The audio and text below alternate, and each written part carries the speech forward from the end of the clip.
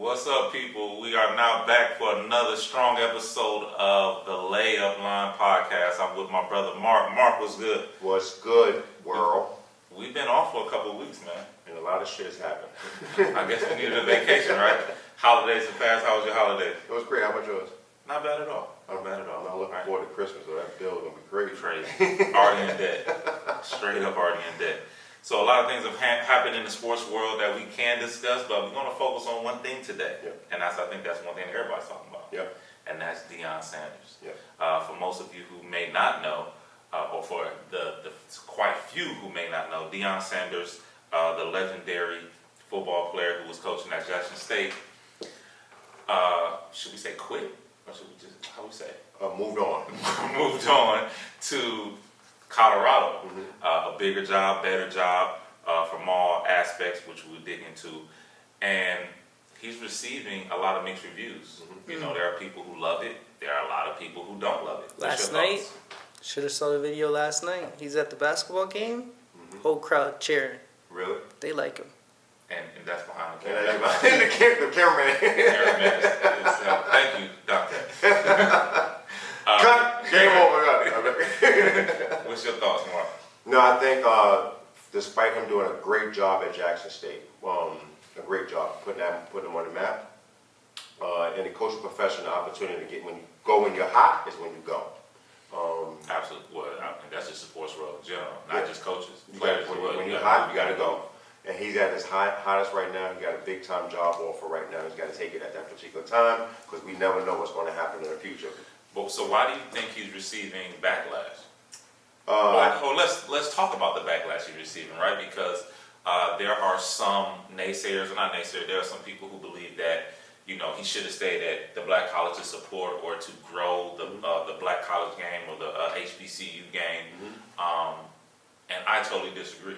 I think for what he did for the HBCU and the time he was there was incredible.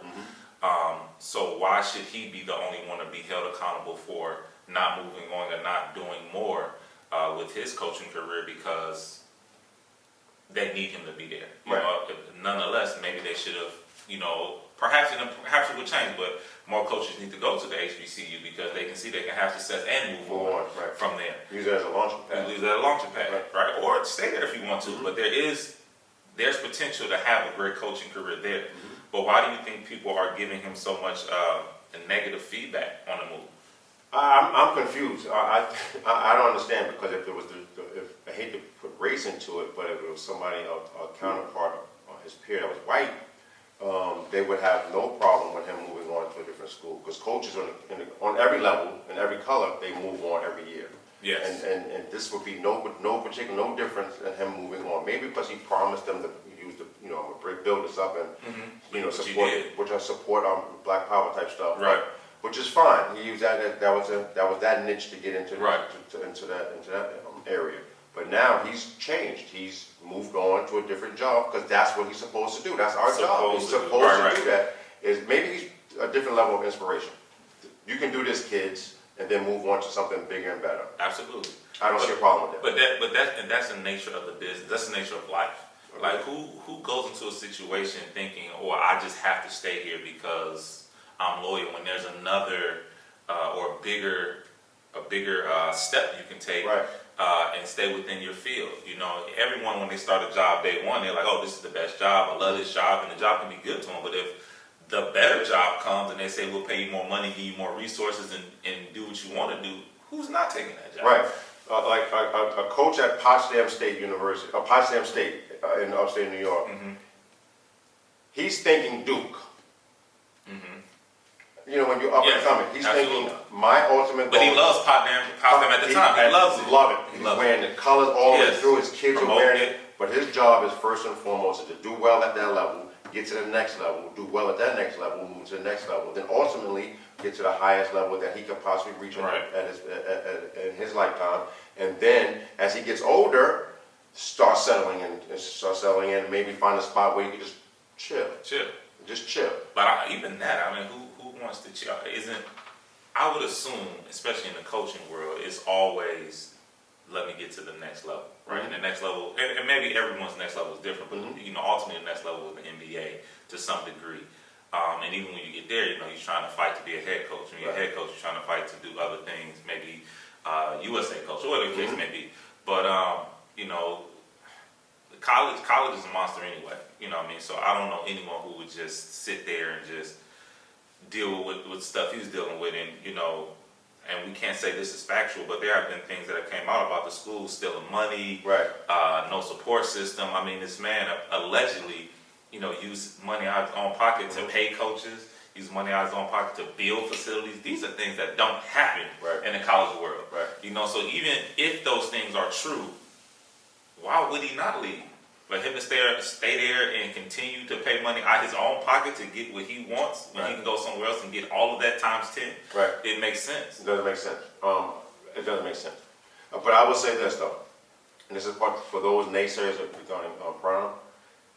Think about this. He's in Mississippi. He brought money to Jackson State. Brought eyes to Jackson State as a college. Those people are complaining about that, but where are those same people complaining about Brett Favre stealing money from the same state of Mississippi and using that money, diverting those funds to help a volleyball team in the school? Where are those people? There's a welfare fraud scam going on in Mississippi. Yes, I heard. And people aren't complaining and bitching about that as much as they're bitching about Deion excuse my friend, a fucking football coach. This is real life. Brett Favre is real life, stealing money from the state. Deion is advancing his career and helping kids. That's what's confusing to me. Yeah, it's very confusing. Well, that shows you people's priority, right? And honestly, we're not naive to the fact that news is news or drama is drama, right?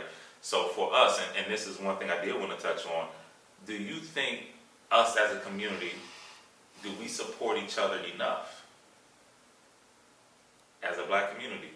Do you find, let's be more personal, and then we'll take it on a broader scale. Do you find in your world that you get enough support or a lot of support from what you consider to be your community?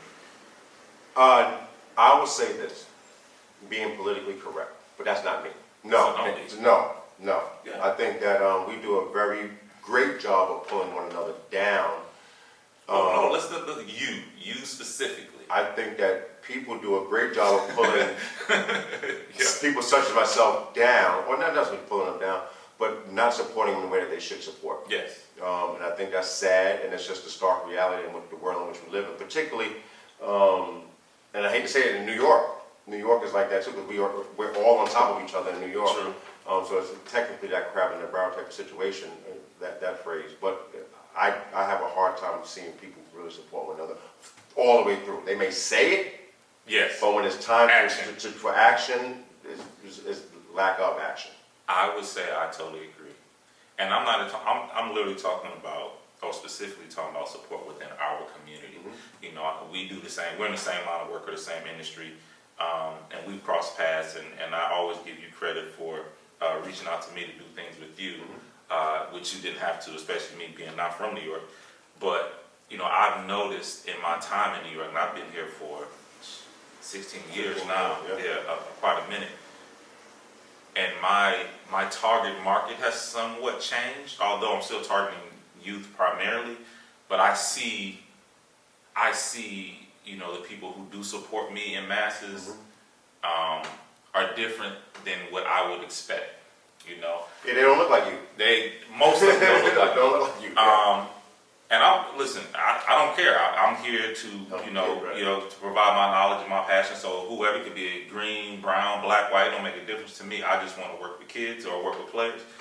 But it's odd. That's odd to me, right? So when Deion does this, and I see the black community, be, finicky with him about it, I can understand. I can relate to it because is it a crabs in the barrel mentality? Is it a we don't want to see this man move on. We want to keep him here kind of situation. It's just really odd because who gets mad at another man for making more money, having more resources? And like Deion said in one of the interviews, like, I'm not leaving the black community. I am black. That is impossible. So for me, I can relate to it. And one thing, and I don't want to get off topic, but I it's odd to me because even for me, I support my friends, right? My friends have restaurants. I'm going, I'm paying, I'm tipping. My friends have clothing lines. I'm paying for it. You know, and I have a decent amount of friends who do that for me, but you would still expect it to be more, right? And I see with my friends, guys who just, let me have this, let me get this, let me get that, and not pay for it. But that's just not how the world works. So when you walk into Gucci, when you walk into Louis, you're not saying, yo, let me get a discount.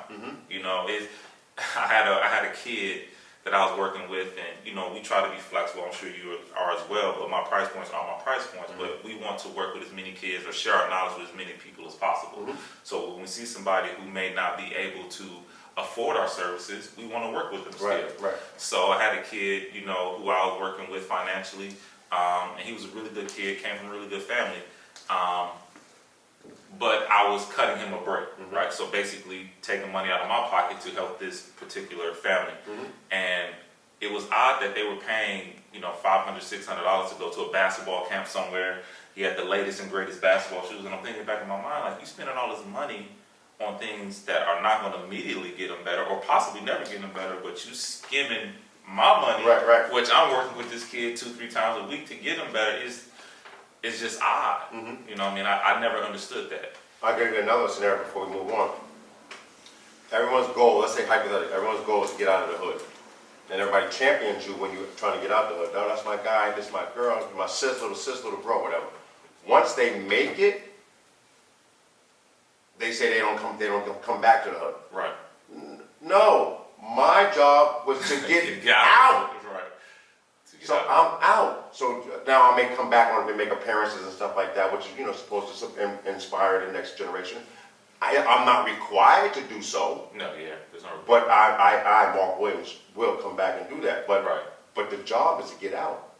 Who wants to stay in the same situation for the rest of their whole life? Your job is to get a better job. Your job is to move on. Your job is to progress. Your job is to evolve. Why are they hating on this young man? I have no idea. I'm clueless, to be honest. I mean, I'm clueless right with you. I don't know why they would be upset that he did that. I mean, I get what he said, but that's what he meant at that time. Things can change. He Right? said in a 60 Minutes interview, he said, the young man in the interview asked him, would you take an NFL job? He said no. But if somebody came knocking for a Power 5 or a school bigger, he said, I have to entertain it. Right. He'll be a fool not to entertain it. They hit him with a lot of bread. And then on top of that, if he got plays at Jackson State, he's going to get plays at Colorado.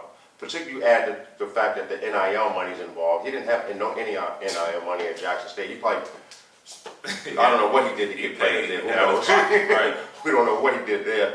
But if he's going to get those same type of players at Colorado State, now he has to get more of them.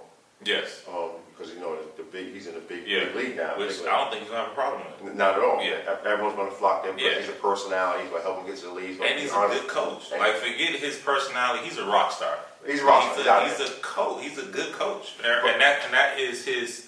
And that's why I think he can command X amount of dollars, because not only does he bring attention to your program from who he is personality-wise, but he's also going to win games. And I'll tell you, and he, to his credit, this goes underestimated or understated. He's taking care of his assistant coaches. Yes. He's always said that my assistant coaches are very important. So the head coach doesn't have to know everything about football. You hire well. You hire great people Yes. underneath you, then delegate them, give them autonomy to do X, Y, Z.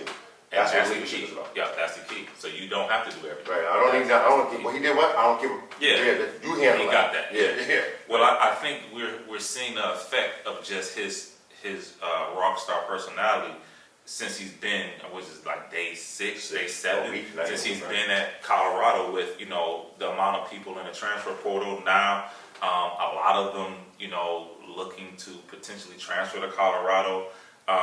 Social media for Colorado has increased tremendously, tenfold. The ticket holders have increased. Like, that drives in revenue for a program. Right. And those are kind of the same things that was happening at Jackson State, but he wasn't benefiting from. Right. Now you're seeing it on a grand scale because of how big Colorado is. Right. That a coach, we're not talking about a player, but a coach can improve a program, or a coach can bring awareness to a program at such a massive level that I would say that you're going to start seeing more former NFL players or former All-Stars start to coach, because this is what it can be. Agreed. Yeah, this is what it can be. And perhaps some of these coaches, especially the black coaches, or black athletes, can start at the HBCU level or go to the HBCU level. You have Mo Williams coaching at Jackson State basketball. You got Eddie George coaching, I think, TSU. So you have some of these guys doing that already who are not receiving such attention as Deion, but then again, they're different personalities. But you have that. So perhaps that is the next thing. We start to see some of our really beloved black athletes going to do these things. But you see the effect of Deion is crazy. Now you're going to see Colorado on ABC. I saw Colorado versus Colorado State on ESPN last night. Just on the strength of Deion. There's no. Well, you know what? And I was thinking why is this game on ESPN? Like they would never play this basketball game. But then you see Deion walking through. So it all makes sense. Yeah. That's crazy. That's almost like the effect LeBron had on Cleveland when he went there. Yep. Right? But that's crazy to see them not. Yeah, you're gonna start seeing them everywhere. Yeah, so I'm going to watch the Colorado football game. Of course. I've never watched them in my life. You're going to watch it. Yes, I am. It's going to make me watch their basketball program, perhaps. Who knows? It's just going to bring eyes to Colorado, and that's all they want. Bring eyes and attention, which is going to bring advertising money, which is going to bring sponsorship, it's going to increase their NIL money.